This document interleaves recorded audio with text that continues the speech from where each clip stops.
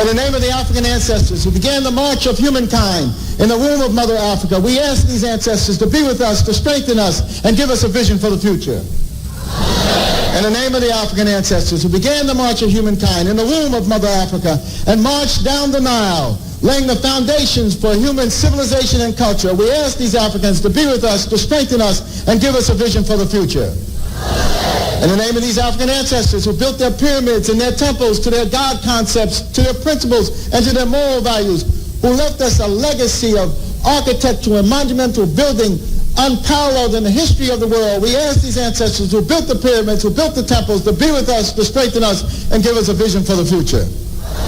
We ask these African ancestors who took this African culture and extended it throughout Africa, building the stone cities of Zimbabwe, building the empires of the Sudan, Ghana, Mali, and Songhai, building the Swahili city-states along the east coast of Africa, and in Christian Africa, asking King Lalibela and giving him the courage to build the 12 churches of Lalibela from the ground down, monuments to the world.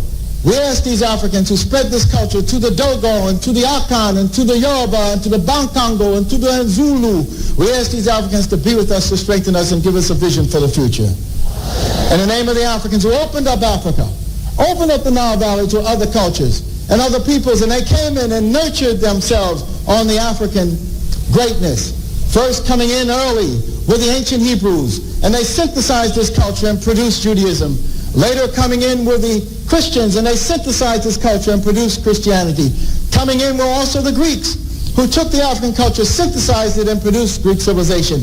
And then later, the Prophet Muhammad, and with the Arabs coming into the Nile Valley, they synthesized the culture and produced Islam. We ask these African ancestors, who as part of their legacy laid the foundations for Judaism, Christianity, Islam, and Greek civilization, to be with us, to strengthen us, and give us a vision for the future. We ask those African ancestors pulled out of Africa, taken to the hells of North America, South America, the Caribbean, maintaining the spirit of African humanity in their hearts and in their minds, and who left us this enormous legacy of struggle. We ask those Africans who resisted enslavement in the villages of Africa, who resisted enslavement in the shores of Africa, who resisted enslavement in those forts and dungeons, who resisted enslavement in the holds of those ships, who resisted enslavement when they arrived on these shores in the New World. We ask these Africans who ran into the highlands of northeast Brazil and established for 100 years the first free republic in the Americas, the Republic of Palmares, and their last great leader, Zumbi, who spirit and sacrifice. We ask these Africans who replicated the Brazilian experience and went into the highlands of Jamaica and became the maroon-free communities. We ask these Africans who went into the backwoods of the Guyanas and Suriname and created free republic of the Suramaka and the Ajuka. We ask these Africans who went into the backwoods of Georgia and the swamps of Florida and moved with the Seminole Indians and resisted oppression. We ask these Africans who left us a legacy of struggle and resistance, the likes of which no one in the world has, to be with us, to strengthen us, and give us a vision for the future. We ask these Africans who created and laid for us a foundation of struggle and resistance that was passed on generation after generation, that was passed on to Harriet Tubman, who fought her way out of enslavement and became a symbol of freedom for all of us. Similarly, Frederick Douglass and hundreds of thousands of others fought their way out of enslavement.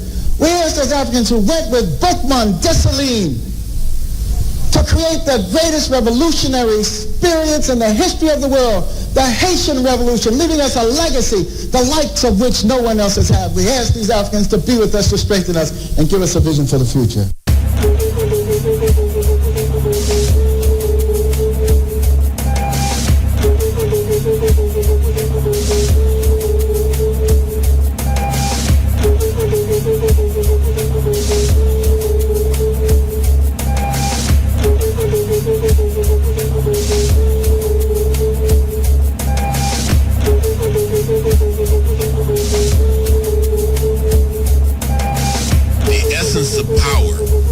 The ability to define someone's reality and have them live according to that definition as though it is a definition of their own choosing. Running African, reuniting the African family for development.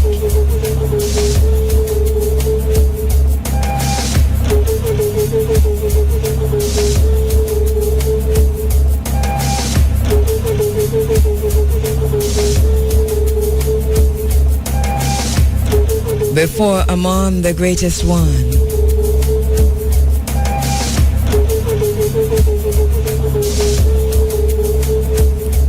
Who, though hidden from us, is a source of all life.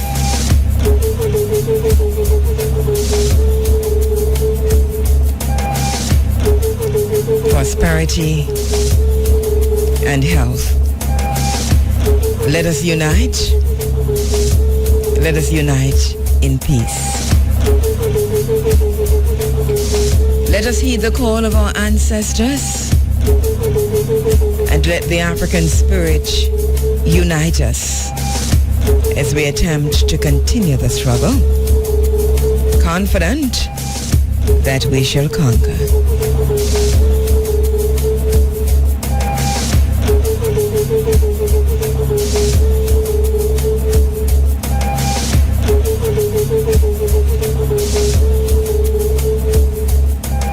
Let no religious scruples, no political machinations divide us, but let us hold together under all climes and in every country, making among ourselves a racial empire upon which the sun shall never set. Your first allegiance shall be to your God, then to your family, race, and country. Uncle Johnson Ebb, life, prosperity, health. Indamin Edero, good morning. Tanastulin, greetings to you. Jambawote, how you doing? We're Africans not because we were born in Africa. We're Africans because Africa was born in us. Welcome to the Pan-African space. Welcome to the African space. Thank you so much for joining us inside of the Africa Forum. Breaking the cycle of mental control. Understanding that he or she who holds the land holds economic power. At 15 minutes after 6 o'clock,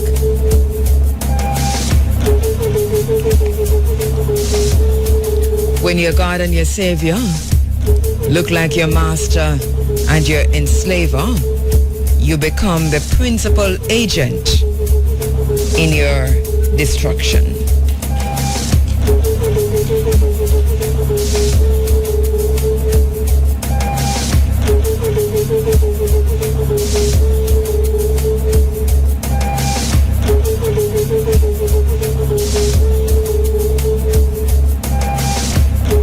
The essence of power is the ability to define someone's reality and have them live according to that definition as though it is a definition of their own choosing.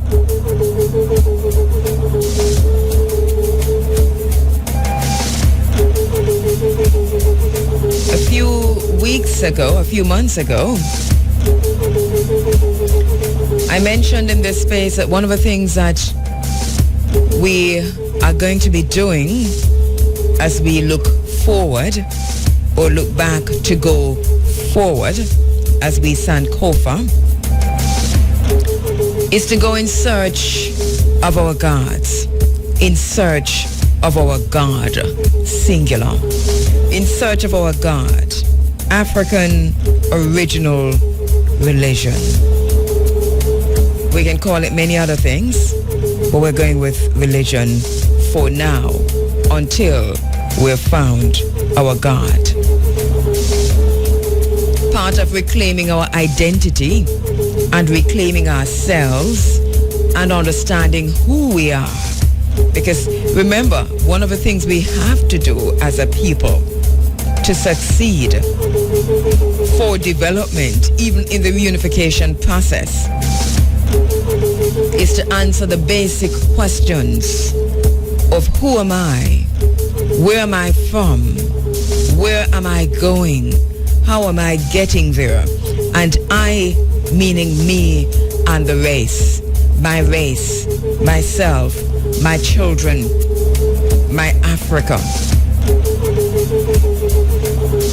Part of that includes understanding our own cosmologies. And so we start the feature this morning, the process,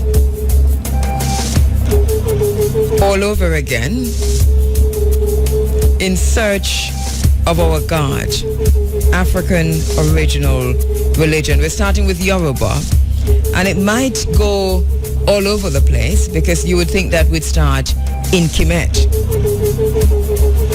But for us, there's no beginning or ending. So wherever we start is where we are supposed to start. For us as a people, is that it's a cycle, it's a circle, it's continuity. And that will become even clearer for those who question that as we go along. So we go in search of our God, starting this morning with the African original Yoruba, which of course, religion in this case is even a misnomer, because for us as African people, who we were and who we are, and in terms of a Sankofa process, who we were was never separated from God. So that what we were called and how we identified ourselves and how we saw ourselves, God was a part of that mix. So there was no separation between how we worship, what we worship and who we worship, and ourselves, our race, our people. So in search of our God, African original Yoruba, as Dr.Ben says, when your God and your Savior look like your master and your enslaver, you become the principal agent in your destruction.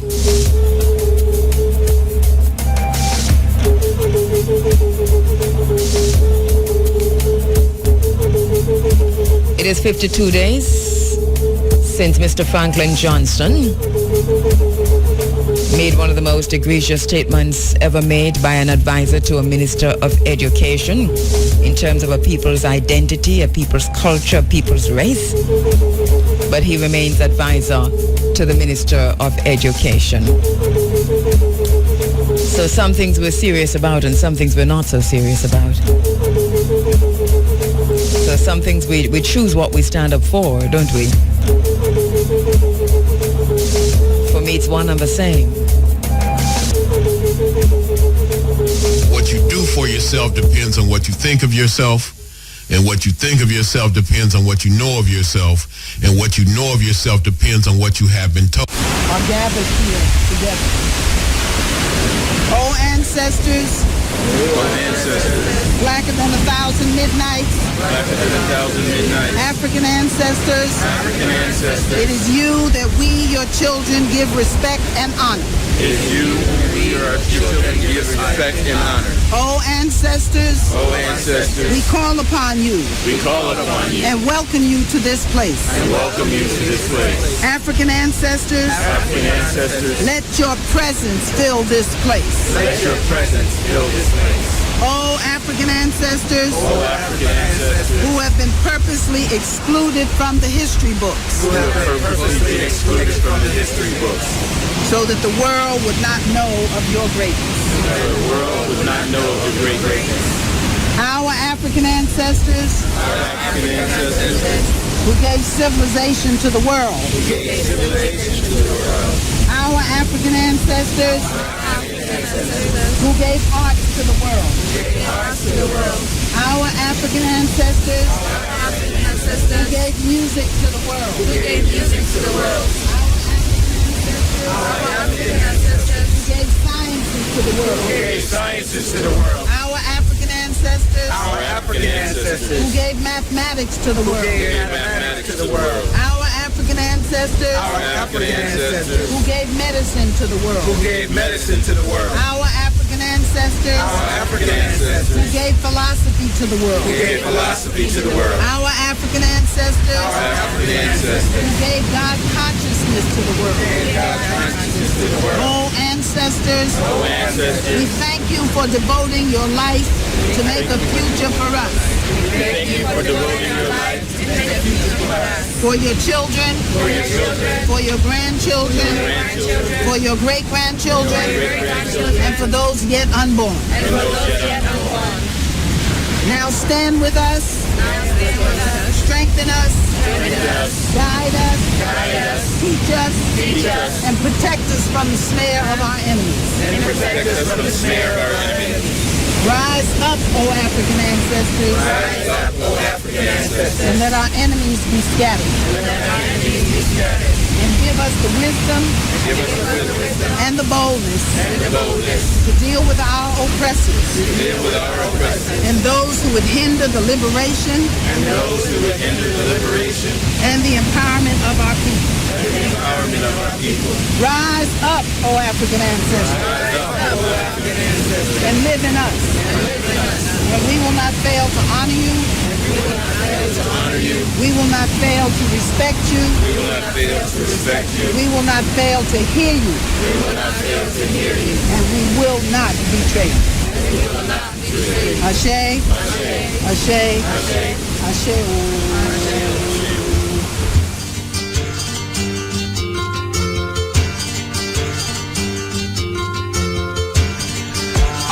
Not speak without first asking for permission from the elders. I also humble myself at the honorable mention of those who have fought and or died for the liberation of African people, whether on the continent or in the diaspora. Realizing that at this present moment in time, we need them more than we ever have before. And I am not ashamed of the contributions that they have made, so I call on them. John Henry Clark, Dr.Ben, Queen Ashantiwa. If you are not ashamed of what they have done for you, then call on them. Muhammad, Malcolm X, Nat Turner. If you are in need of the power and strength that they possess, then call on them. Ferguson, Denmark, VC, KBO. If you are in need of encouragement and guidance from them, then call on them. Robert Williams, King Hannibal, Queen Ashantiwa, Nefertiti, Ashe, finished. Ashe. Oh, ancestors, blacker than 1,000 midnights, African ancestors, it is to you that we, your children, give respect and honor. Oh, ancestors, we call upon you and welcome you in this place. African ancestors, let your presence fill this place. Oh, ancestors, who have been purposely excluded from the history books so that the world could not know of your greatness. Our African ancestors, who gave civilization to the world. Our African ancestors, who gave the arts to the world. Our African ancestors, who gave music to the world. Our African ancestors, who gave the sciences to the world. Our African ancestors, who gave mathematics to the world. Our African ancestors, who gave medicine to the world. Our African ancestors, who gave literature to the world. Our African ancestors, who gave philosophy to the world. Our African ancestors, who gave God consciousness to the world. Oh, ancestors, we thank you for devoting your life to make a future for us, your children, grandchildren, and great-grandchildren. Now stand with us, strengthen us, guide us, teach us, and protect us from the snare of our enemies.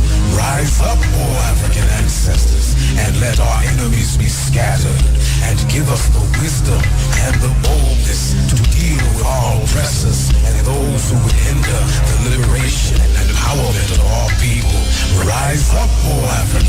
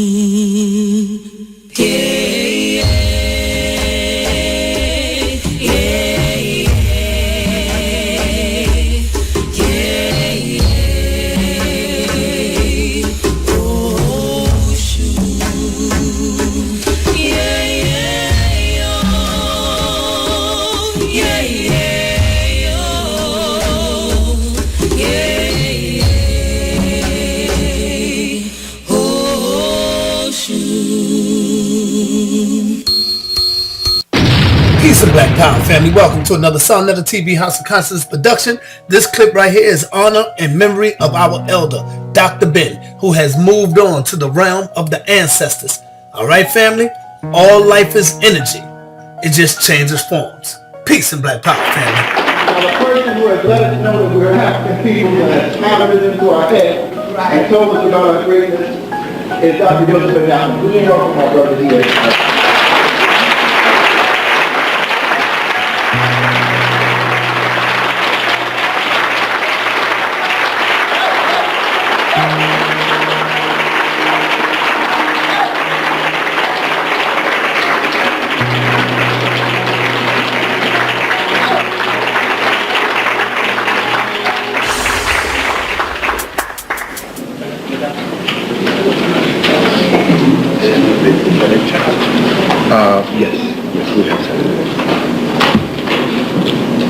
I would say good evening, and I will sit here. I don't know what they're trying to say by putting me to sit, but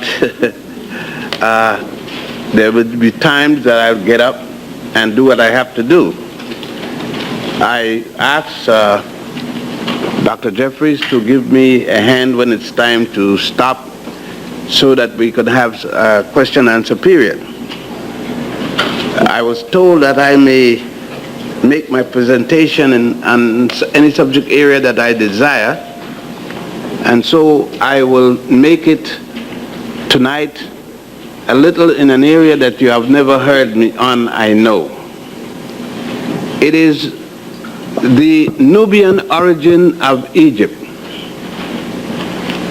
Most people speak about Egypt as if Egypt was the first civilization or society in Egypt in Africa, and that couldn't be more false than saying that a rabbit is a pigeon.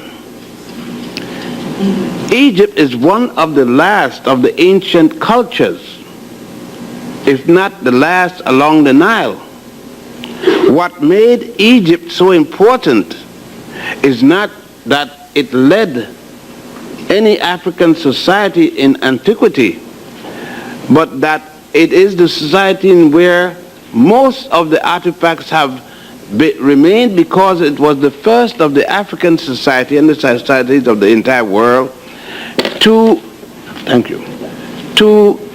place their recordings in stone. That's the uniqueness of Egypt in difference to other African societies along the Nile.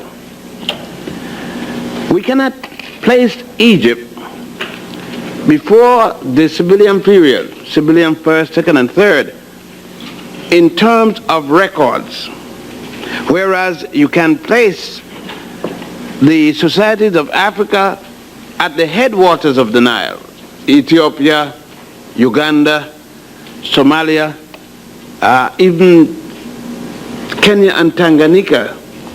We go back to an Egyptian himself, and a very early Egyptian going back in the second and third dynasty, who said, we came, we meaning the Egyptians, from the beginning of the Nile, where God happy dwells, at the foothills of the mountain of the moon. As a matter of fact, Nubia was Egypt before Egypt became Nubia. I hope that isn't confusing. It wasn't meant to be confusing, though it is. What I'm saying to you before, the term Egypt, in whatever language or words you want to describe it, if you're going to use Kemet, or you're going to use Tameri, or Sais, or Pearl of the Nile, either word you use, it does not come before Ta-Nehisi. Ta-Nehisi, as a Nubian state, predated that of Egypt. Ta-Nehisi was pre-dynastic. Why don't we have Ta-Nehisi then, or Nubia, highlighted in this school or any other school, or by most African Africanists, and of course other people dealing with Africa, is because of what the Greeks did, and we still cannot get away from our Greek navel string. Let us go back to antiquity, to history. The point of the emphasis of Egypt is dynastic. The point of the emphasis of dating Egypt's antiquity is based upon artifacts from the time of the Greeks until the present time, although the Greeks were not anywhere in society before 1000 BC. What our education have given us in these institutions, including the so-called black institutions, is a Greco-Romano and other European type of African background. And it is that I wish to deal with this evening. It is that which I am working at the present time in my field diggings, my archaeological team, not to prove, because it doesn't need any kind of proof. The facts are there.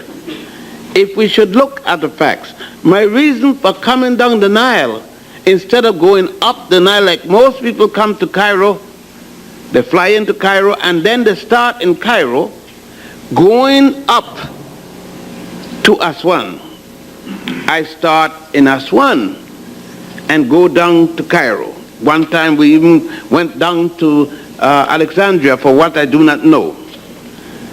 But nevertheless, it must be now emphasized that Nubia is the mother of Egypt, just as Ethiopia is the mother of Nubia, and just as Somalia, Kenya, Uganda is the grandmother of Egypt.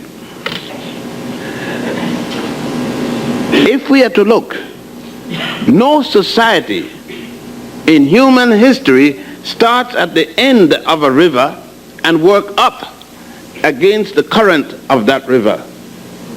Because the means by which men would travel up the river had to be locomotion. There was no sailboat for man to use when he first started to navigate the river. He started with logs, solid logs of tree that he realized floated. He then started to tie logs together to give more buoyancy, for those of you in engineering. And then man started to hollow out logs in order that he may take much more weight. And that was the beginning of man's transportation along the river. He traveled on the river before he traveled on the wheels. He traveled on the river before he started traveling on the backs of other animals besides himself. And we must go back to these in order to understand. We must go back to the paintings of the Grimaldis, the paintings of other small African people, namely the Hutu, and also the Kalahari, the Khoikhoi, and other Africans, especially those that went into Egypt, namely the Sebenetos. I don't have time to talk and to spell these names because I've spoken to you a number of times, and by now you should be able to spell those words. It was not until as late as the 1500 that Egypt, the same Egypt that we are talking about, became extended to what is now called Aswan, S1, or Senusset, or Senot, as it was called. It was 1500 before the Common Era that Egypt took over Nubia from a place now still called Asyut, deep into the southern part of Egypt was the northernmost part of Sudan, or Aswan, or Nubia. Go back again. If you are accustomed to Egypt and you are in Luxor, you must travel north. That means going down the Nile to at least 200 miles north to come to Asyut. You draw a horizontal line parallel to the equator and run it across Egypt, and that's where Nubia up until 1500, which will bring us into the 18th dynasty that was still Nubia. So when you're speaking about Nubia, you are speaking about the creation of dynastic Egypt. And again, that's what we have overlooked in our Greek mythology, in our Greek training, in our European education. The 18th dynasty, or 1500 and thereabout, bring us at a period of time when we are speaking about the Inhoteps. That would include Akhenaten. It brings us before the very noted, and in my case, the most noted of the Egyptian pharaohs in terms of what they contributed to society, which will be Ramesses II, and all that happened subsequent to that. However, what is overlooked is the role that Nubia played even in dynastic Egypt.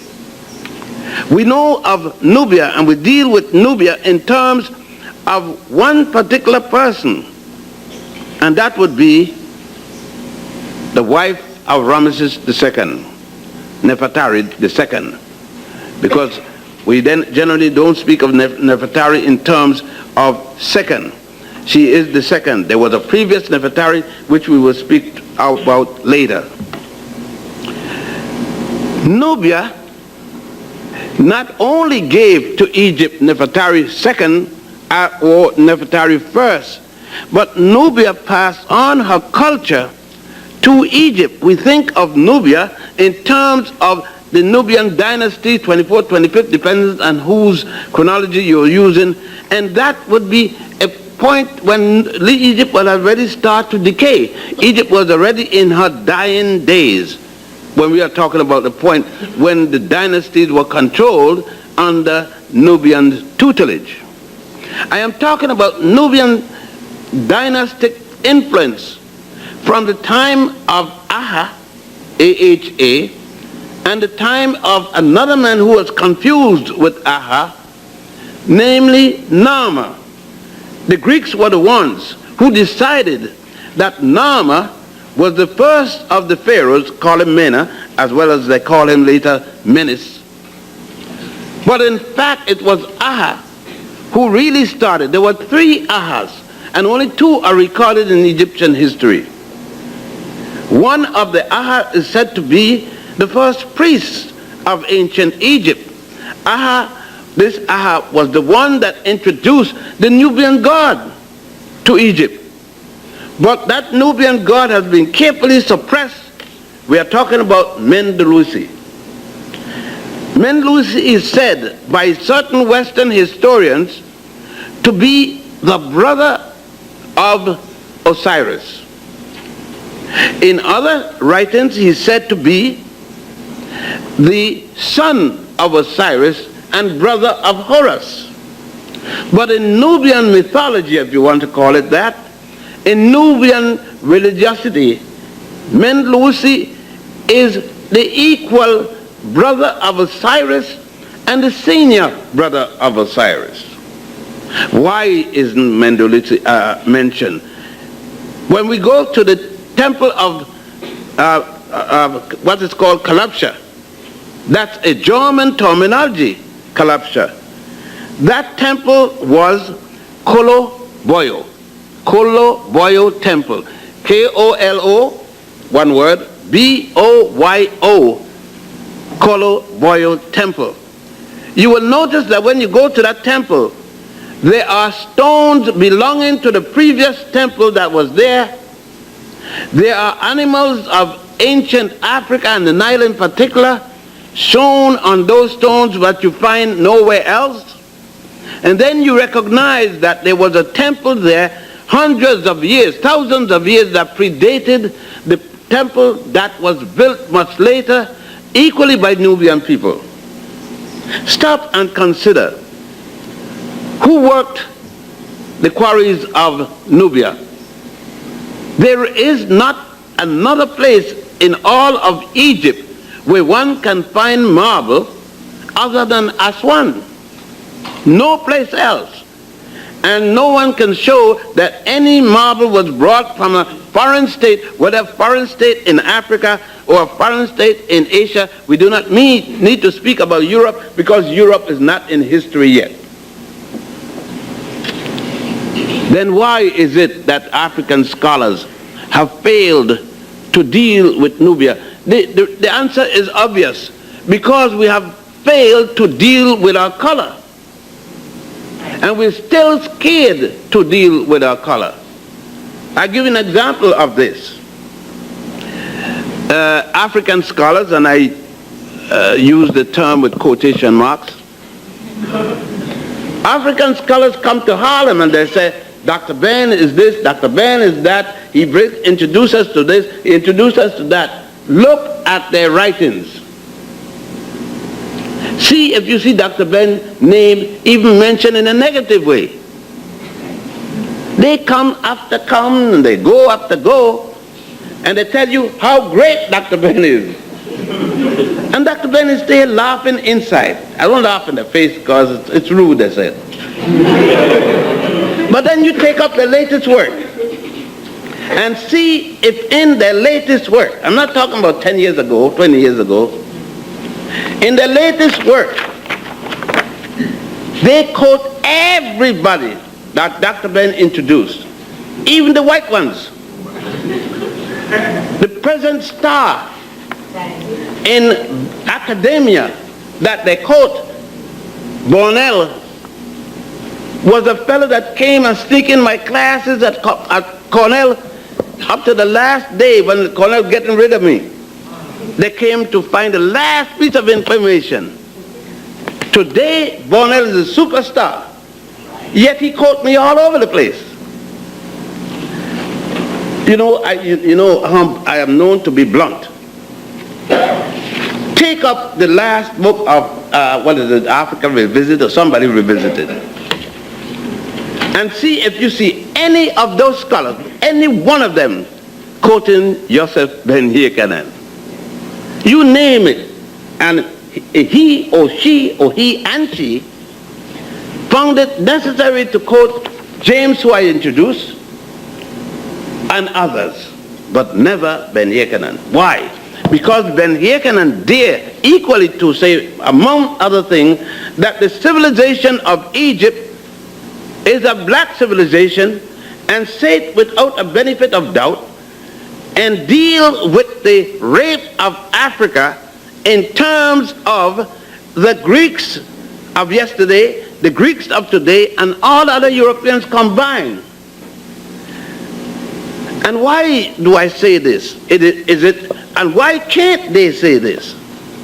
Because all of them, I can't say bar none, refuse to do the most essential thing.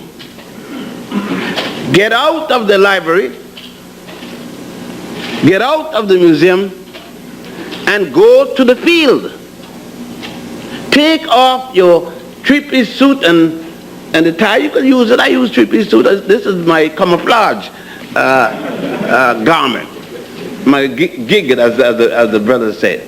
But you have to go to the field to deal with that original work yourself.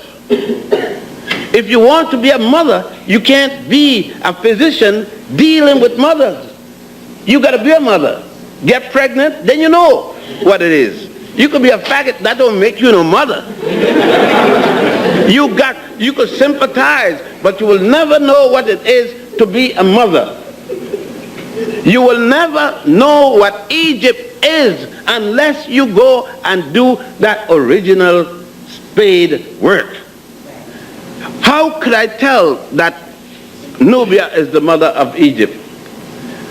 Before I started my latest digging a year and a half ago, every time I dug a spade, and it's not me alone, there's 6 other brothers, 6 Nubian brothers with me, but every time we bring up a shovel, I am not looking for no major find, I am looking for the tiniest bit of relic to put me back with the ancient brothers and sisters. But it's not only that.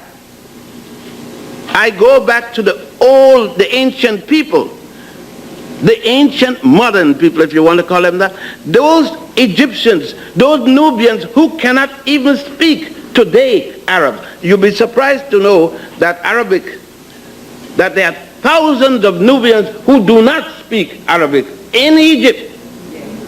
And they do not speak it not because they can't learn it, out of contempt for the conquerors. Some people ask, why don't you speak Arabic? You going to Egypt so long? I am not interested in Arabic. I'm not interested in English. I'm not interested in French.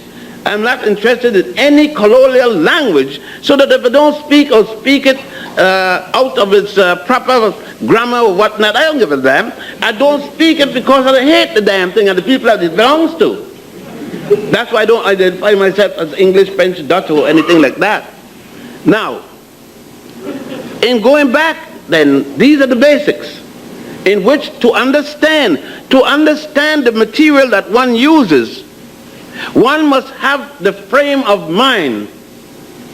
One must place oneself in that of the actor, so to speak. One must become Ramesses to understand Ramesses. And one must become Nefertari to understand her. Let us go and see one of the points in which I knew that Egypt was the child of Nubia.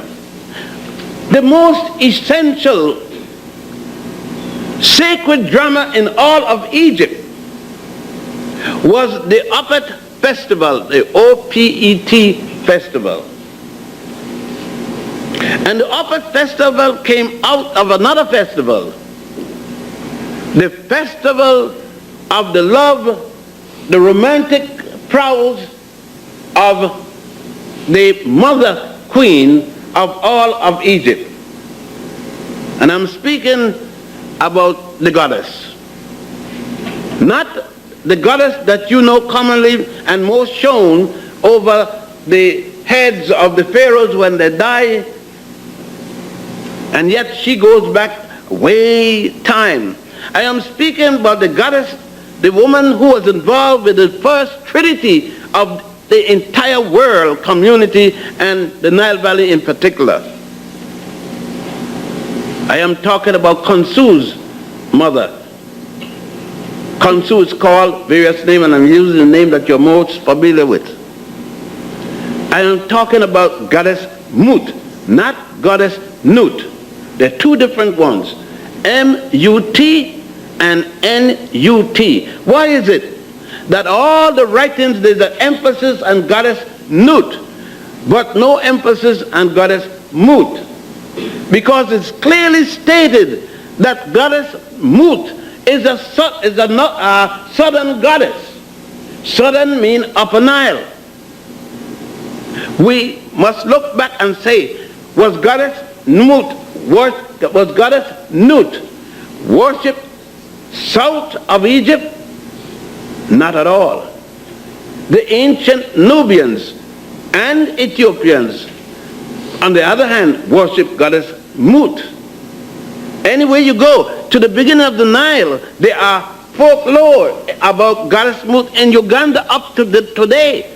As a matter of fact, there is folklore about Goddess Moot in Nigeria today, coming to Nigeria by way of the Yoruba religion. There is mention of Goddess Moot in all the way in Haiti, in Dambalawedo. Dambalawedo is a transition of the religion that comes through the Yoruba ceremonies. There is mention of Goddess Moot in Maniquismo, in Cuba, and even in Puerto Rico, where we are talking about Santerismo, there's a mention of Goddess Moot. So what has happened is that all over the continent there are influences about Goddess Moot. And we cannot avoid it. We see the symbol of Goddess Moot as far south as what was called Munamatapa, before the Europeans tell us we shouldn't call our own country Munamatapa. It is a bad word. And then we turn from that and call it now Namibia and the other name, Azania. I still say Munamatapa. Now, what we have to do in this case, and I know this lecture may sound rather strange to a lot of you, but I passed a certain stage now. It's introduced, take it, go with it. Now there's other stages you got to deal with. In other words, we're past first grade, second grade, we now past kindergarten, we're now in junior high school, we passed college, you got the doctorate, now let's go to the postdoctoral lessons. See, let us go to the one that you can't get in the classroom at all. You must come to the field to deal with this. Let us go to the one where we're talking about upon which the foundation, the spirituality of ancient Egypt rests. We are talking now about the mystery system. And we have taken up Professor James's work, beautiful work at that. I wish Richard Moore was alive and a few other people for us to deal with it. I wish Professor Seifert was around for us to really deal with how those thoughts were placed into order in the various works of Professor James before he wrote Stolen Legacy. The 8 papers which Professor James published that led up to Stolen Legacy. What it is that brought about the ancient Egyptian philosophy of God, the concept of God? What is it that brought the ancient Egyptian concept of theology to explain the theosophy? Was it an experience from a supernatural being coming from outer space, as most of us tend to believe it, a hocus pocus? Was it some god that fly over some part of Egypt and said, come here, and got up on top some hill and passed down a tablet or something? Was it any of that? No. None whatsoever. It was science. The ancient African used science as the foundation for religion. And I guess I should remove the word religion from that. As found in the documents, the ancient Africans in their writings dealt with the first concept of God. The first concept, the universe and all there is in it. All explanation of the totality. This is the reason we start to talk about the universe in terms of a circle. But the ancient African placed at the center that thing upon which the universe, that became this circle, the universe, was that which contained everything. And the ancient Africans said that within this circle, there are 4 quadrants. They didn't use the word quadrant, that's the English word, of course. But in the center of these 4 quadrants in this circle, there is a centroid axis. And the Africans, the ancient Africans projected this and from that projection, and if you carry that to its extent, you will come back again. This projection will be equal to that projection. But if you take this, let's take this, or take this, and we have this. Let's move this up, and we have that. Let's separate them as one pyramid and another pyramid.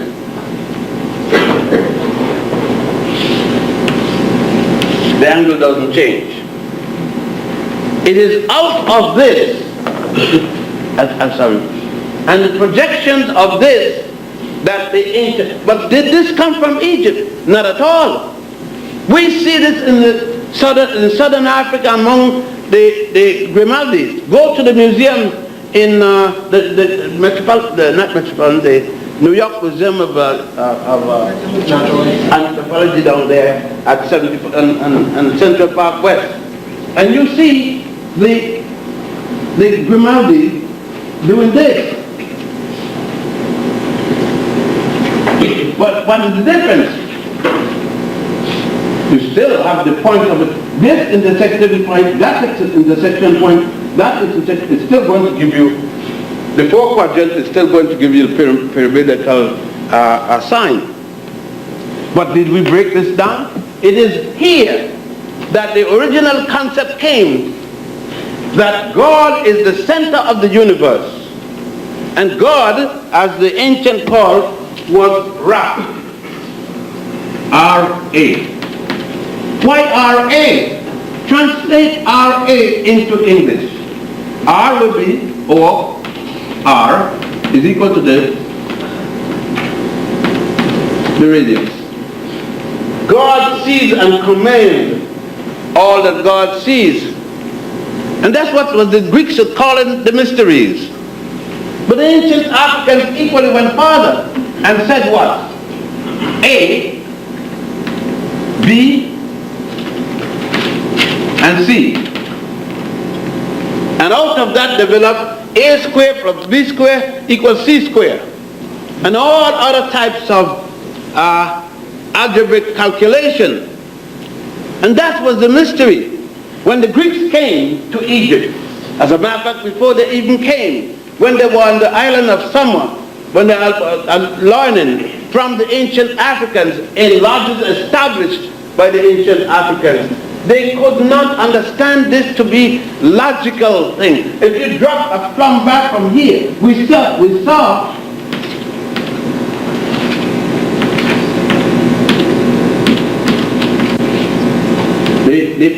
God here, I would always see Tahuti, the God of measurement and the God of recording every event. There was nothing superfluous to him. There was nothing extraordinary to them. The ancient Africans were so acquainted with their tradition, acquainted what was the ordinary day of life for the common priest. Mathematics was not surprising to them. They had mastered mathematics. And because they master mathematics, they master religion. They master the concept of the human feelings against it. Thus, the ancient Africans, when they did this, they equally introduced something which the Europeans cannot conceive up to now. They show you the feather of truth, justice.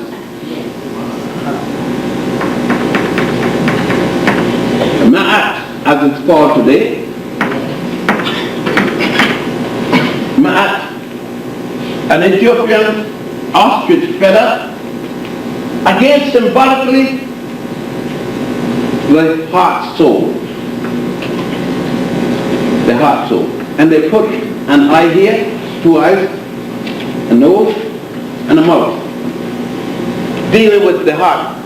The ancient Greeks couldn't deal with this, and therefore they eventually put the symbols of existence at an arrow.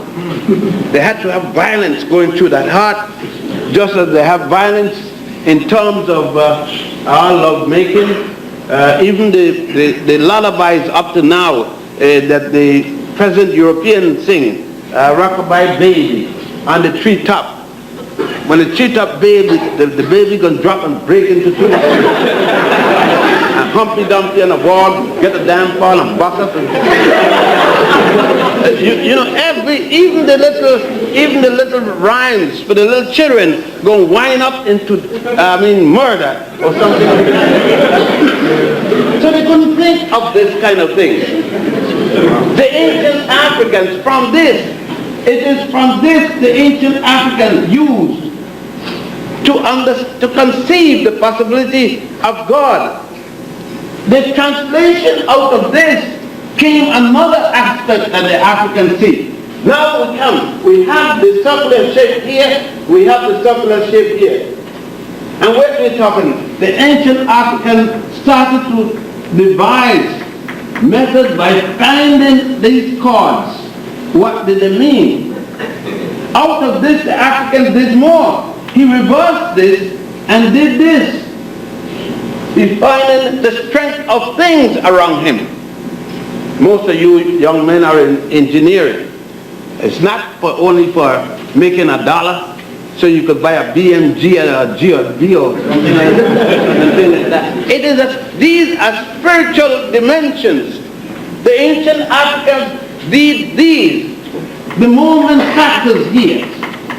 To your maximum moment in here. The moment. Listen to it. The moment that you reach the point of resistance and it gives the fluidity of it, you're going to have a bending, right? Those of you in engineering. If you pass the moment factor and pass the center of this, you go into a sharing factor. The moment it was a snap. You have that in religion. Religion was a scientific calculation by the ancient Egyptians. Excuse me for those of you who don't deal with strength of material and so forth that you may not understand, but you're supposed to understand it. What do you mean you don't understand it? You're an African, you're supposed to understand it.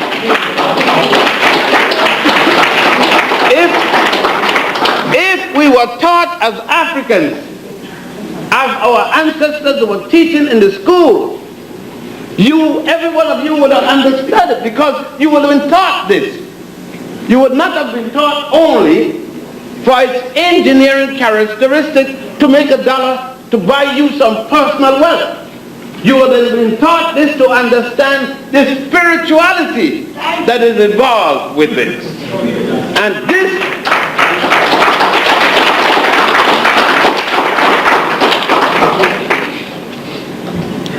this is the aspect that we have forgotten. We have forgotten this because the ancient Africans using the same thing said that represented the law of opposites. Law of opposites.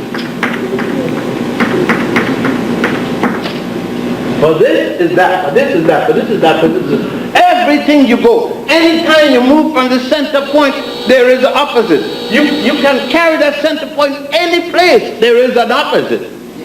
Anywhere you move it, it is something. You said that you translated and say, in order to come, you cannot come out of this force field, right? If you move from here, from the center to there, in order to stay within the force field, this, although the distance from here to here is greater than the distance from here to here, the force here must be equal to the force there in order to stay in equilibrium.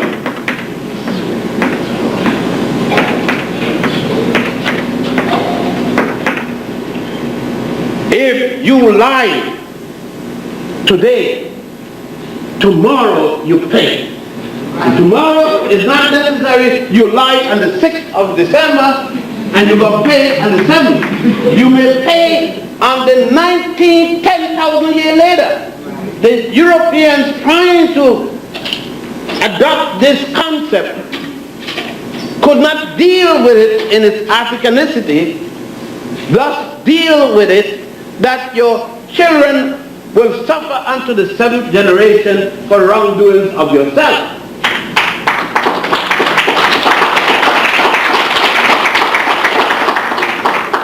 Now, you see why we can't find Nubia? We can't see Nubia because where did this start? We've got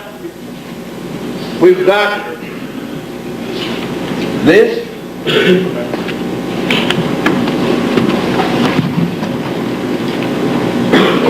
Excuse the projection being off a little. We got this.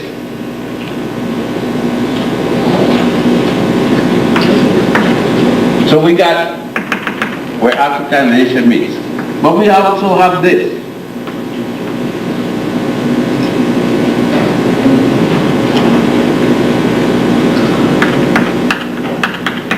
Okay. We're talking about the Nile. We're talking here about, this is the Red Sea, by the way, let's deal with it. And this is the Great Sea, or the Sea of Sighs. And this is the Ethiopian Ocean.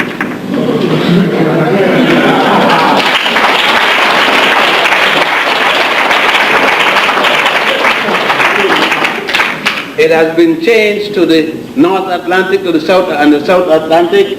This has been changed to the Mediterranean. We're talking about a time when there was no European known to be doing anything.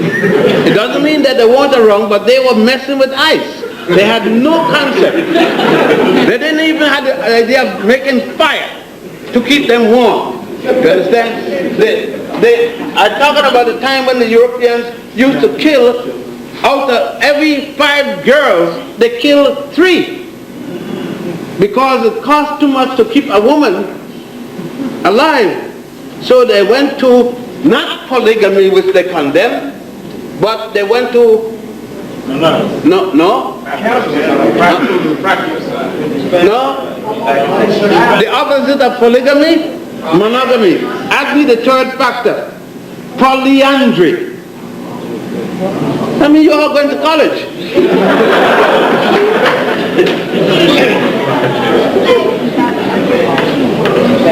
Polyandry, where one woman have 5 or 2 or more husbands. The opposite of monogamy. Now, they had to do that because they had no food. When you don't have food, you can't be restful, you have to be restless.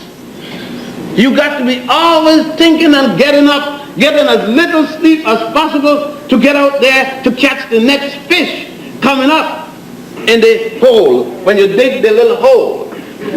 The Africans here had no holes to dig. There were fish all over the place. Didn't need to dig any holes. There vegetation all over the place. So he had time to sit down and to watch the universe. He had time to be here and figure what it would be here.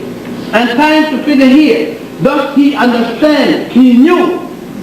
By this, he also knew, this is religion, he also knew that at point A, B, C, and C, he looked, he had time to observe, and he knew that it would take 28 days to go here.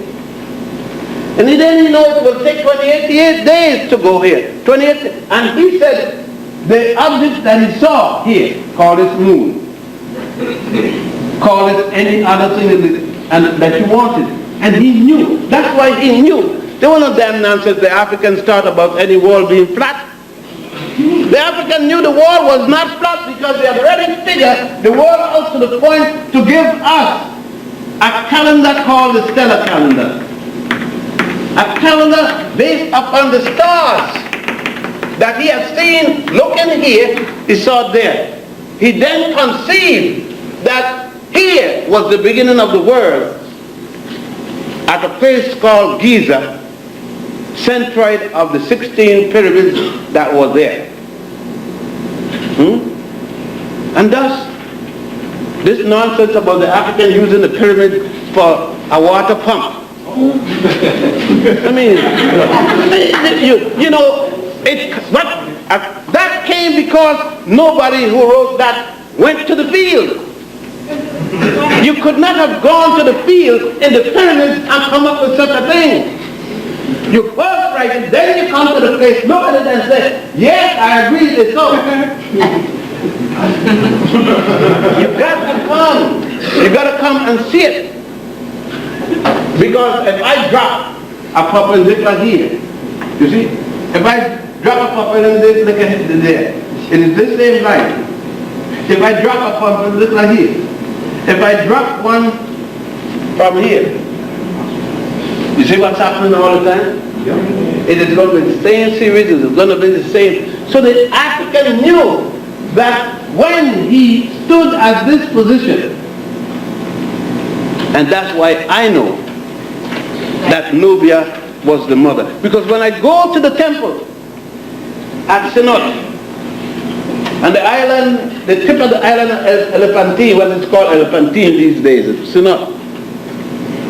And I dig and find how the Nubians, when I look at Sinot, the temple of Sinot, most of the temples are rectangular. Most of the temples have their Holy of Holies.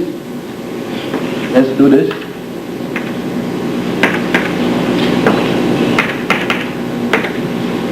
Most of the temples have their Holy of Holies here. The temple of Sinat, the Holy of Holies, face here. Face south. From where the source came. Let's take the Nile. This is north, this is south, this is east, and this is west. Huh? Why did they put their temple face south? Let us go to another major temple.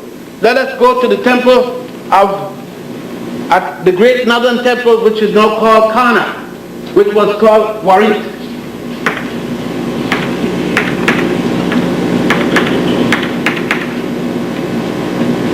Where Warit, here we are. Here is the symbolic.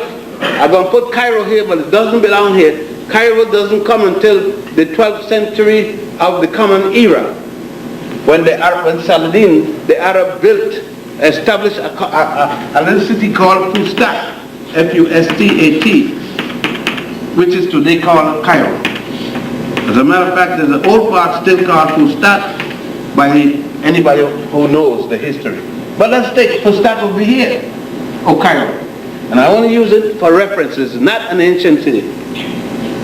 Well, we put Fustat there. So therefore we know this is at the west side. It is here, over here, that the pyramid field is. And the west bank. Whether it is the Giza pyramid field, Asubir, Absor, any of the pyramid fields, Saqqara, any of them, they're over there. Let us take now the great temple of, here is the Nile, here is the east, the east side of the Nile. The west side of the Nile is the burial grounds. We are talking now about the Valley of the Kings, etc. Over here, a little way in from the Nile, the Luxor temple is closer to the Nile, but the Luxor temple, which is the Waset temple, later called Thebes, presently called Luxor. This temple that we're talking about runs in the direction of the Nile? No. It runs this way. The temple of Waset, Karnak or Warit. And the temple this temple has right here. It's Holy of Holies and its altar to the west, contrary to the later temples. Why? The temple in the great temple of Ramesses II is here, looking this way. But the temple of Ramesses II, looking this way, the Holy of Holies is here, looking to the north. As we enter the gate to this temple, within the temple now, we're talking of temples for those of you who have been there, temples within a temple. The temple of Amun, the husband of Mut. We're gone again. Amun, God Amun, the wife is Mut.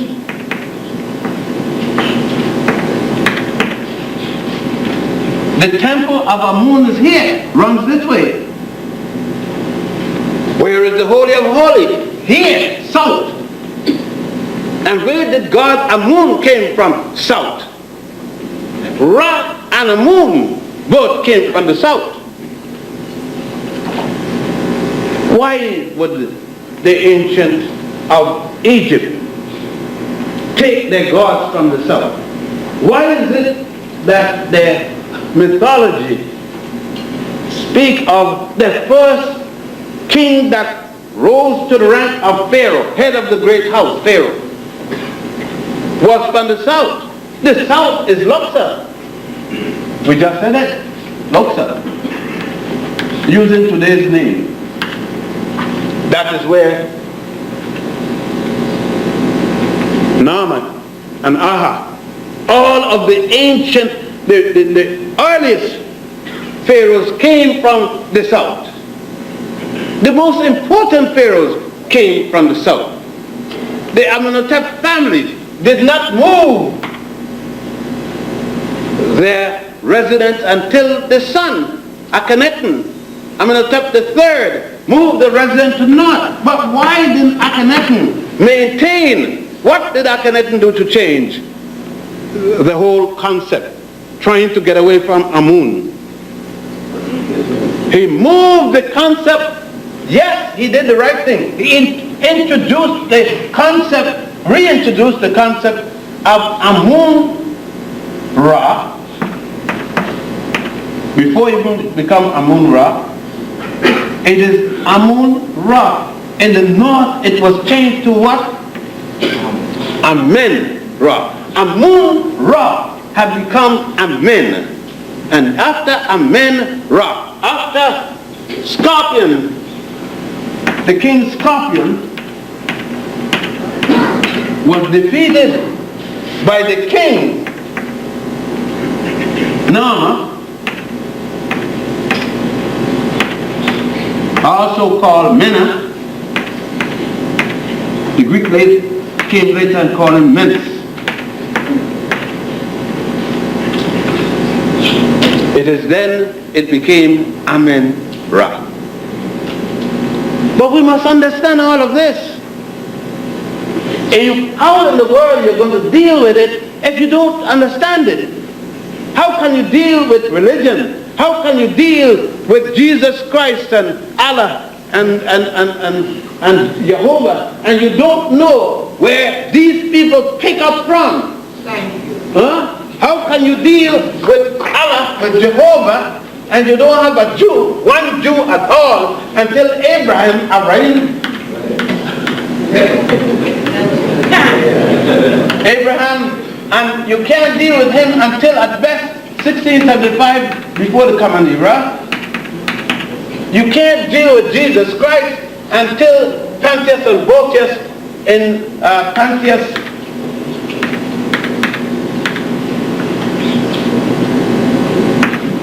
and Botius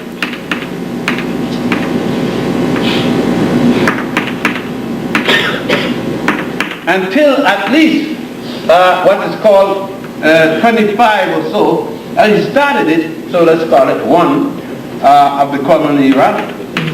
And you can't deal with Allah until you got Muhammad Muhammad, and I'm going to speak to write it. This is the only way you're supposed. You can't write Allah Muhammad for nobody else but this way, and you can't deal with him until 622 of the Christian era or common era, equivalent to 1 of AH after the Hijrah.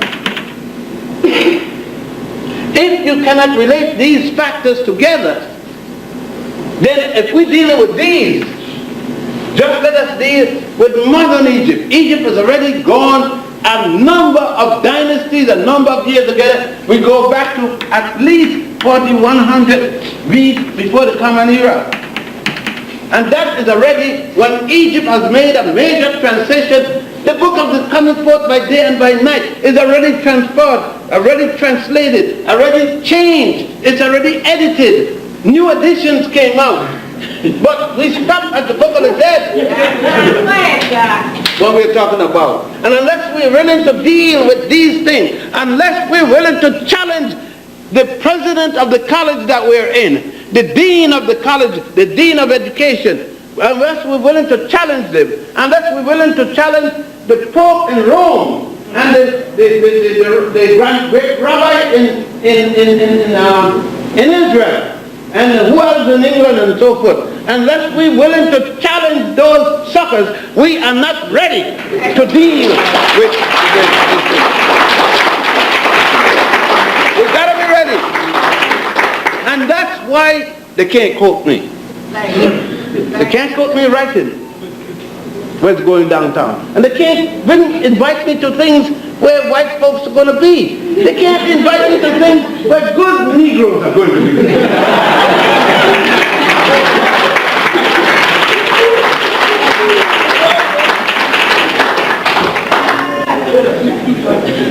Now you got to be waiting, because you know I can't finish the lecture without getting to this. If we're dealing with the center of the universe,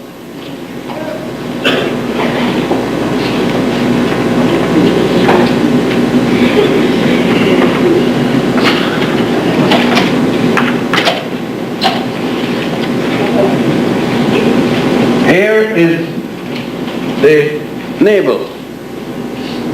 An umbilical cord come through there. Are we going to have religion without the source of religion? Can you have religion without people? Can you? No. Can you have a God without people to say there's a God? Huh? How do you know there's a God? Somebody tell you there's a God. Right? If nobody, there's something they say, if the African saying, if a log of wood, if a tree falls down in the forest, and there is no Africans in the forest, does the tree make a sound?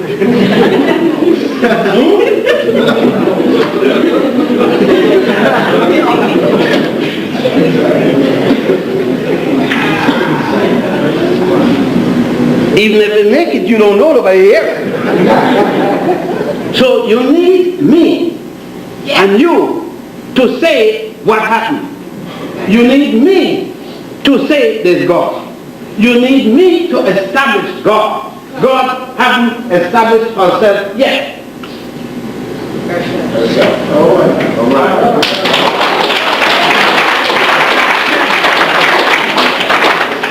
If man is God, then man must start people. Man should lead. Right? Show me one phallic man that can be phallic. I like to be, that's another reason why they can't invite me to listen to me, because they don't know what I'm going to say. But the point is this: why should I come up here speaking all kind of Greek words and things like that that I can hell I want to go to the dictionary to understand it before I come to here? But you know what I'm talking, right? Right? See, why should I go in the bar and start saying, fellows, this is imperative. But if and then a bunch of you start talking and I'm trying to explain. But if I go in the bar and say, shut up, motherfuckers, everybody's going to listen. Because the next thing you might 38. Now I can come in you and tell you, would you please quiet? Yeah, because you are in condition and know that you control. All I got to say is shut up, quiet. And you stop. Your master teach you that. Now, your master equally taught you about Adam and Eve.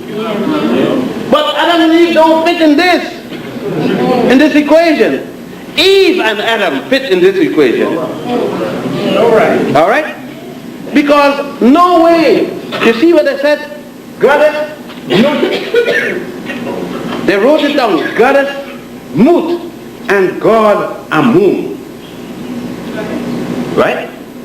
Because everything you see, when you go to again I remind you, go to the Harlem Hospital, to the labor room, see how many men lying down. There are a lot of men lying down, they're shot and they pass out in the labor room. But the only thing you see in there giving birth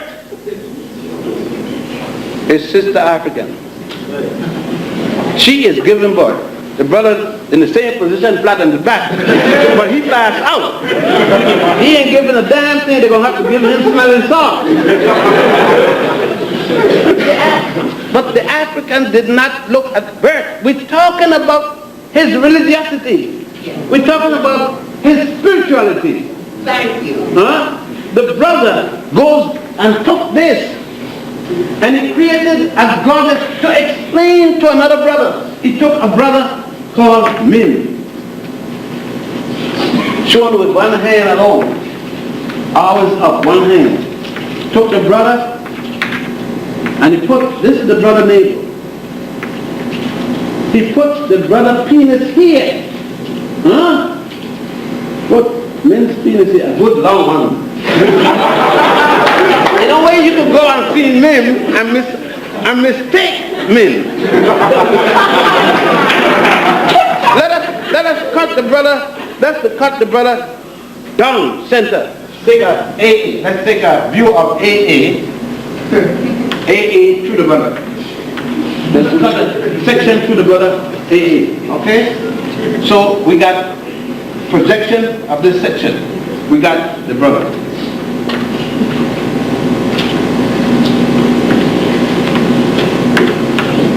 You got to give him some. Don't want to mistake a white character.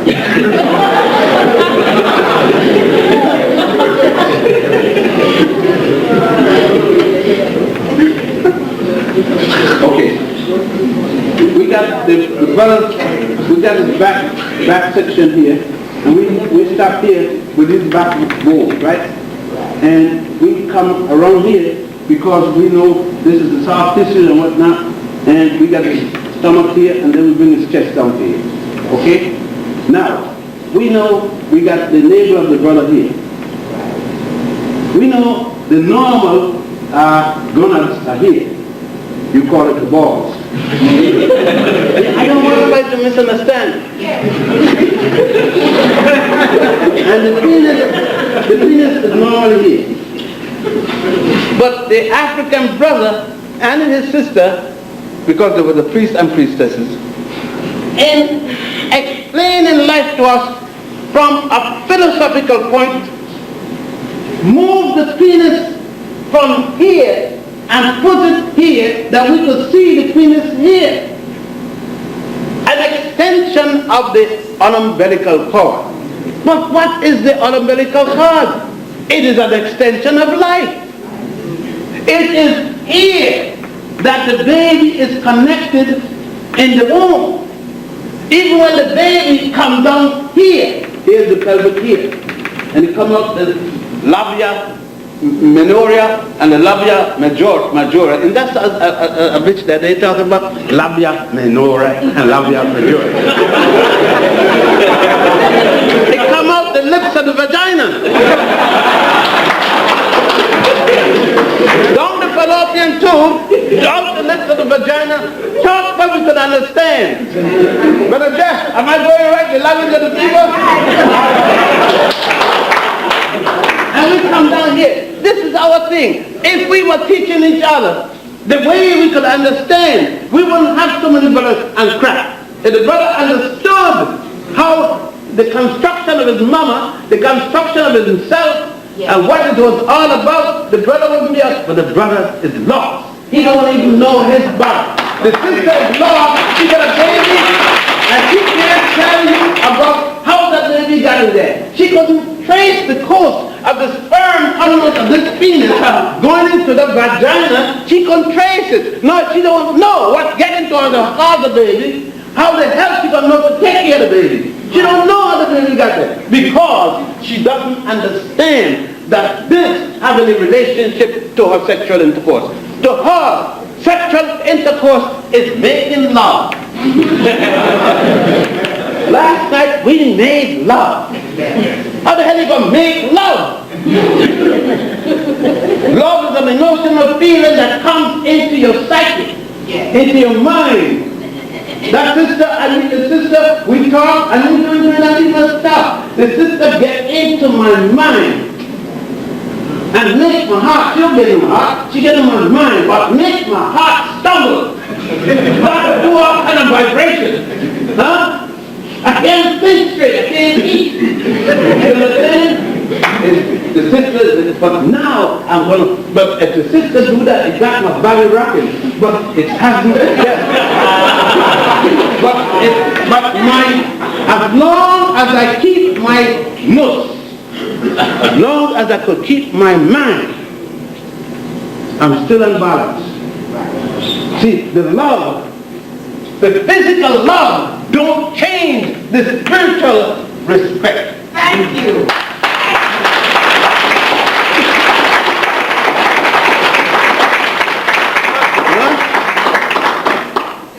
So I can't make love. I go up to the sister, take her to dinner one night, I want to school the next minute. So baby, I took you, I bought that big lunch, it's $20. Now what are you going to give me? I want $20 worth of love.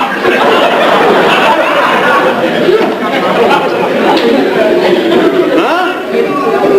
And this, unless we could go back and understand this, I said, I know if you know what you're talking, when you have dealt with this and come, you are now in philosophy. I must see in your philosophy. You're a sociologist. I must see in your sociology. You're an architect. I must see in your architecture. This, then I say, you're an Egyptologist. You must understand it. You must come home and go and check why men, they have moved his penis to his umbilical cord because they are reminding men that is a compliment. It's the opposite of the same umbilical cord. The person who carries it, and that's the mother. The Europeans can't deal with the woman being the mother.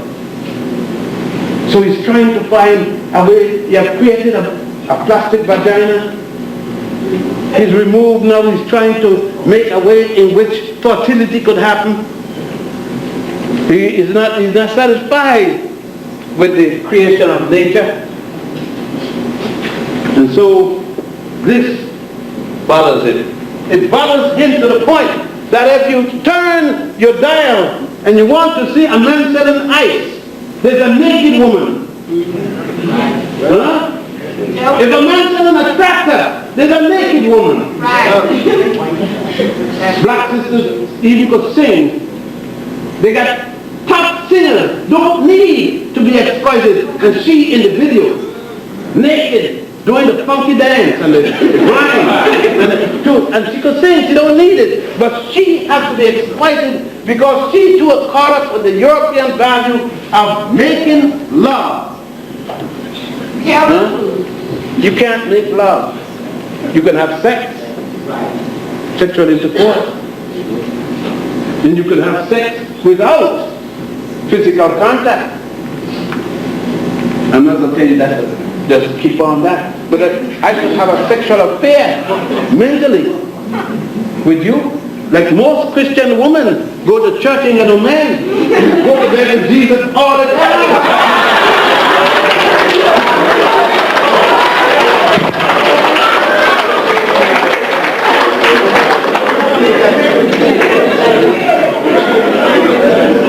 When the pastor, what do you think they're doing when they're and they're gone?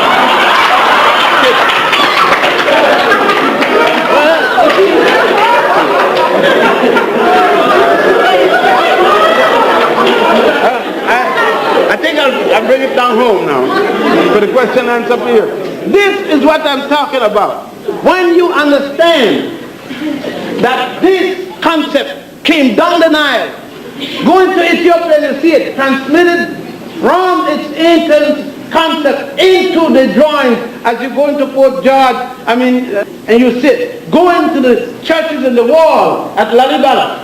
Take that same trip, go on down, and you see in the temples of Ramesses II, and before we got there, go into Lion Mountain, into Benin. Then you come down and you see the same thing repeated going down. These are the mothers and the fathers and the grandparents of ancient Egypt. And until we use that, until we understand even the cataract, the numbering, and I change the numbers around, then we will understand. If we understand these, then we cannot write in our books using the same distortions that the Europeans use.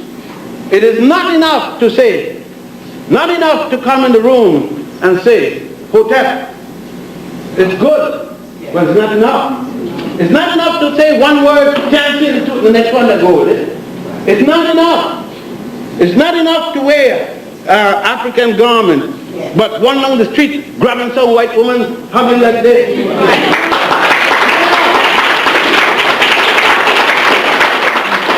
You have to make a total transition. When you talk about being African, your wife must be African. Your love must be African.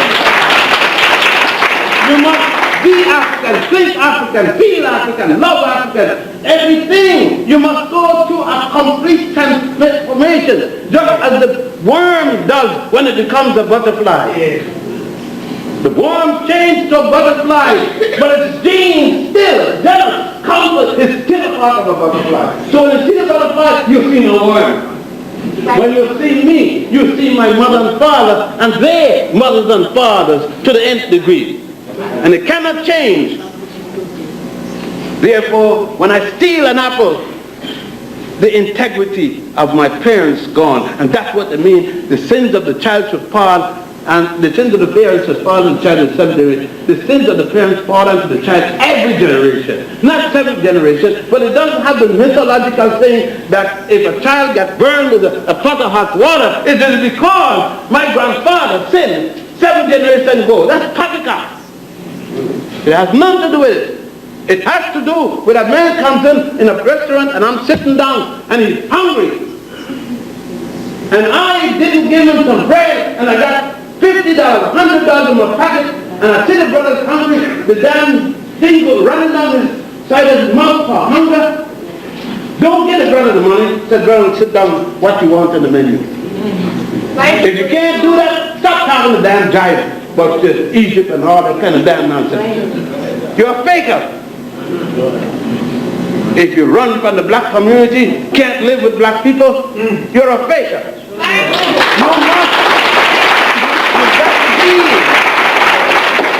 You got to deal with us. You got to deal with us. And we have to deal with ourselves. And that's what I mean. We've got to go back up the Nile, then come down. And understand Egypt for what she is. She's a beauty. She's my child, she's my mother. She's my woman, she's my sister. But she didn't come first. Let's go back to the beginning of the Nile. Let's go back to those waterways, those lakes, and go back around there and look at those small people. Look at us when they give us the Ankh, when they give us other symbols to make what was Egypt. So let us go back to Egypt. When we say those black brothers and black sisters. And they don't come blacker. Just remember, the blacker the meat, the sweeter the drink.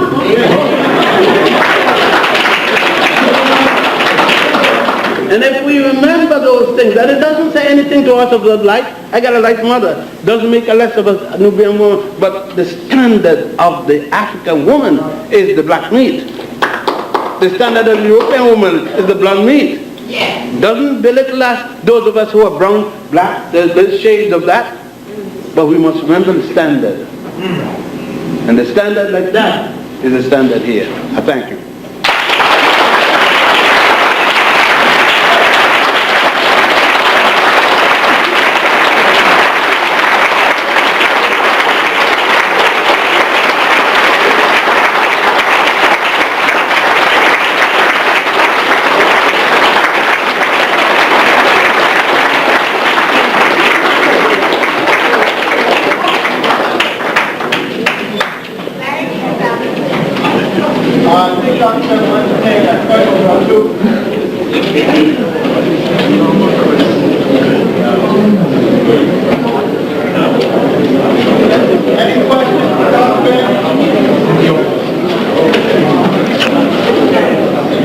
Dr. Ben, beautiful lecture. Outstanding lecture. About 9 years ago at Pratt University, Pratt College down in Brooklyn, we gave a similar talk. And you talked, used the metaphor about stress. You talked about how a lawyer stresses this point, how an engineer deals with the stress point of a bridge, and things of that nature. And said that the African identified that process and chose to call the stress factor God. Can you talk a little bit more about that? Thank you very much. Yes, what I did it in those times, and is glad for you to remind me, and it couldn't be accepted. Brothers and sisters, after the lecture came and started to berate me about dealing God in terms of engineering, without understanding that when we talk about God, we're talking about an entirety. There is nothing that doesn't come under the aegis of the term God. But you see, the brother had, as some of us have, a thing which we call religion, or we want to use the, and then there's a thing, secular and religious. That which we do on Mondays, if we're a Christian, all the way to Saturday is secular. And Sunday is separate, is religious. My point is that which I do every day, every minute, every millisecond is religious as well as secular. That you can't separate my religion or my religious activity from my secular activities. When I'm involved with telling a girl I'm in love with her, that is secular as religious. How can I take away my feelings? That's why we could lie easily. We could tell a woman we love and only looking for a leg, because then we have separated our religious activities from our secular activities. So then it's easy to leave her as soon as she gets pregnant, walk out and go out the door. Because we have said, I'm going to the door because with my secular self, since my religious self had not been involved with this girl. But if my secular and religious self kept me under stress, kept me unable to break away the two, then I can't leave my child. I could get married with the mother, quit with the mother, break up, don't have no more relation sexually with the mother, but I can't leave my child. So that the mother become a part of my child as myself. So I've got a forever connection with her. I got the same connection that if I had sex with her, walk out and leave her, because all my intent was to get sex, I still have a connection with her, because any time I see her, my mind going to tell me, you did that girl dirty, right? You can't escape it.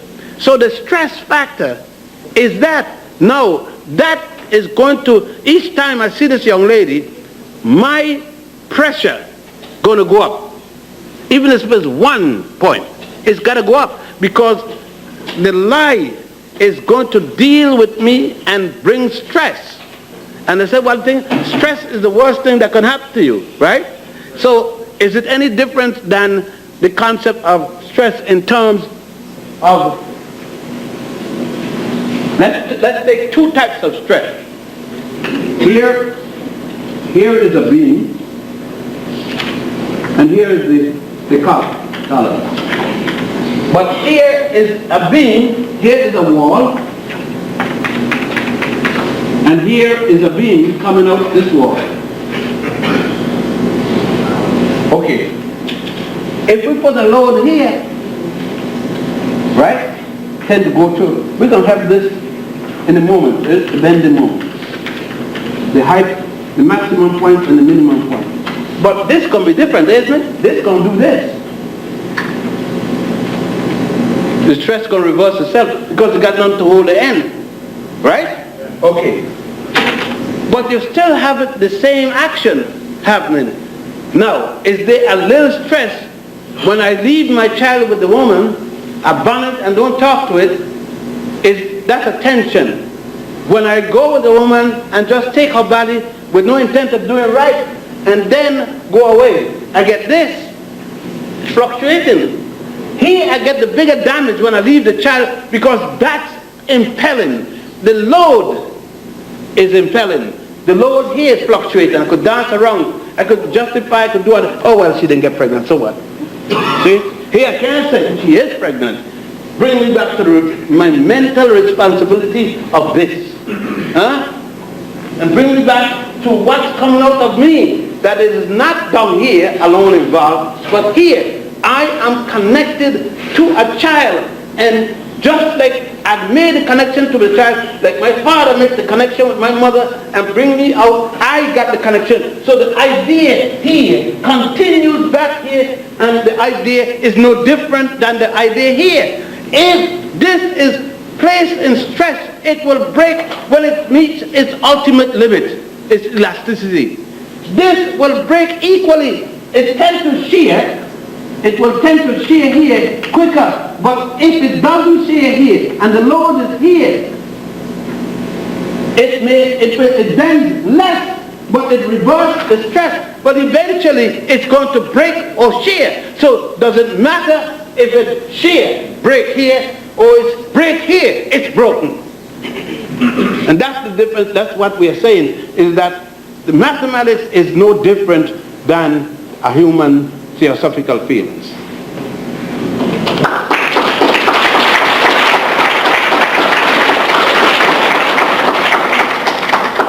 Dr.Ben, I have one question. You had mentioned earlier about Giza being the centroid of the universe, and you found that to be the central area. Can you elaborate more on that and how that came about? The ancient brothers in Egypt, in designing their pyramids and the pyramids field, established that the center pyramid, the one in the pyramid, what happened in the pyramid field at Giza, you have a rugged plateau, and the largest of the pyramids, the one of Khufu, is here, and it's 48 stories. Let's say up on the top, 48 stories. 48 stories using 10 foot per floor. If we have a building,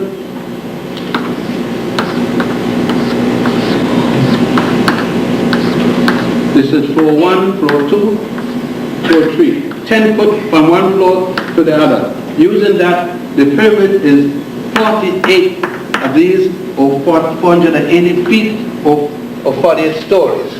This would be the one of Khufu, whom the Greeks call Cheops.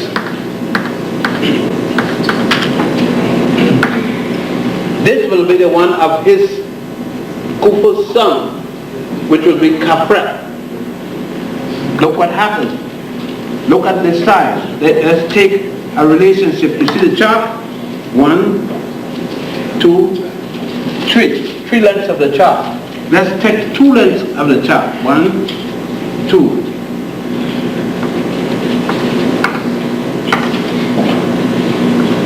This is higher than this, but it's not bigger than this.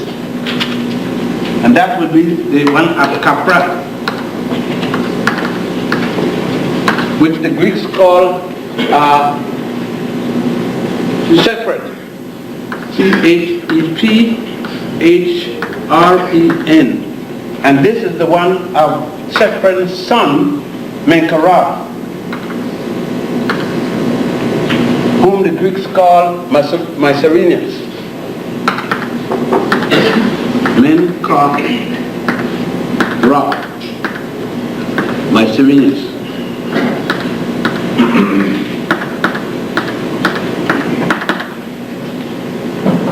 Now, this is the tallest, but because the land is highest here, the smaller pyramid look taller, but in fact it's smaller. Okay. But these are only 3 of the major pyramids that's left. There were 16 pyramids here. 3 of the major ones and 3 of the small ones, the ones of the queens, for each of these pyramids still remain. But if you notice, the ancient brothers equally put something here. They put something else.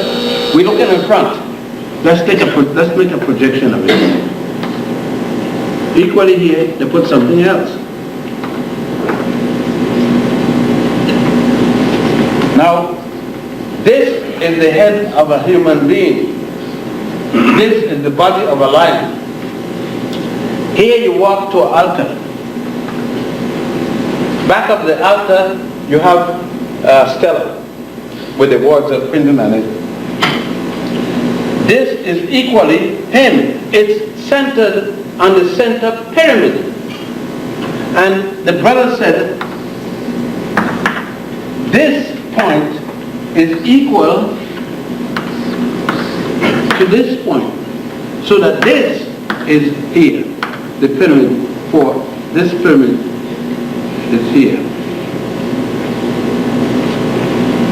And that's what I said, this pyramid. It's their theory, and nobody has ever been able to take an instrument and disprove it. All the instruments they take and put there, it turns to true north, and so that it is still held that that's the center of the earth. But of course they didn't it by wishful thinking, they did it by mathematical calculations, by religion.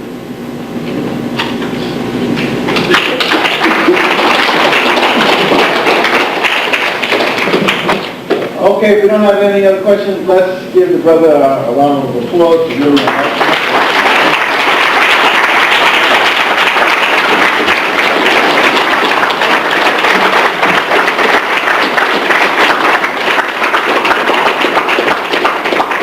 Remember that we have the books of Dr.Ben in the back with Sister Kemba, and that you have the conference this weekend in New Haven, all day Friday at the Southern Connecticut State University, and all day Saturday at the Hill House School, and you have the forum on Saturday, as well as a fundraising for ASCAC on the weekend in terms of artifacts. James, where's the fundraiser? The fundraising activity with the arts and crafts Friday, Saturday, and Sunday. Saturday all day and Sunday all day. James is speaking up in New Rochelle at the Palace on Main Street, and Lionel has a presentation at Yonkers on Sunday. He has some